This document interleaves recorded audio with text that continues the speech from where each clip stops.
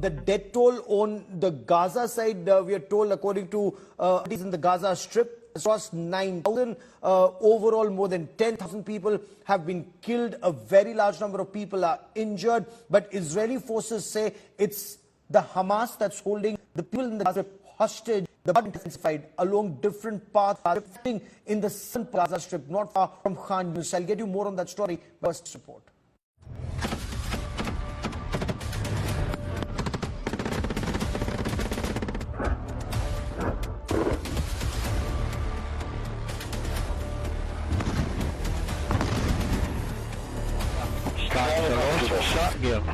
It was a night of fierce fighting in Gaza,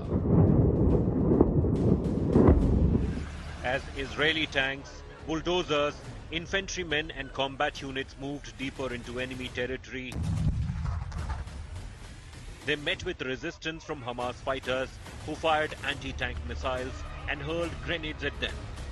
The Israeli forces retaliated with aerial strikes and artillery and tank fire. Israeli Defense Forces claimed dozens of Hamas fighters were killed in the attacks. Meanwhile, bombardment of Gaza Strip has intensified as IDF attacks the enclave from the ground, air and sea.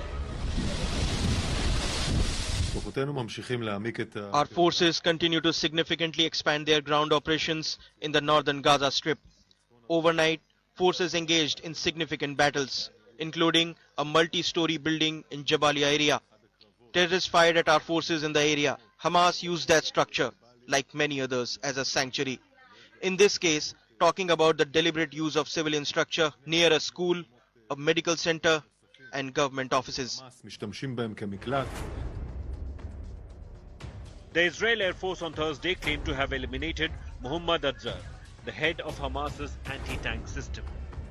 Gaza City, the largest population center, will soon bear the brunt of the Israeli onslaught as they move southwards. Meanwhile, Israeli army recovered a large cache of weapons and supplies that were allegedly used in the October 7th terror attack. The weapons seized included thermobaric grenades and rockets. Bureau Report, India Today. And I quickly want to cut across to India Today's Akshita Nandagopal, who tells us more about how these operations are proceeding and the reactions that are coming in. Let's get you all the updates you need to know on the Israel-Hamas conflict, or rather the West Asia conflict, as the theater of war is expanding. Before we get you all the latest on geopolitics surrounding this conflict, let's tell you what's happening right now in Israel and, importantly, in Gaza as well. As you know, Israeli ground troops have advanced into Gaza City. So the ground invasion is happening. Now, as a course of that, we're also seeing that Israeli soldiers have suffered, have also been casualties of this war. 15 Israeli soldiers have died amid fierce fighting with Hamas terrorists. US and Arab nations are now stepping in repeatedly to try and intensify negotiations, diplomatic efforts to end the suffering, to end this conflict and find middle ground. But it's difficult. In Gaza, the situation is extremely grave. When we talk about the humanitarian crisis, imagine this, the only cancer hospital in Gaza is also running out of fuel. But there's hope in the sense that the Rafah border has opened up for the first time. Wounded people are being allowed out, so are foreign nationals. Several wounded Palestinians are now getting out and getting help. Let's talk about the geopolitical scene that I was referring to earlier. United States, an ally of Israel, big role in this conflict. Over 1,000 US citizens who were in Gaza are being allowed to exit via the Rafah border crossing. US Vice President Kamala Harris also met with UK Prime Minister Rishi Sunak, who, remember, has visited Israel and expressed his solidarity with Israel's fight against Hamas.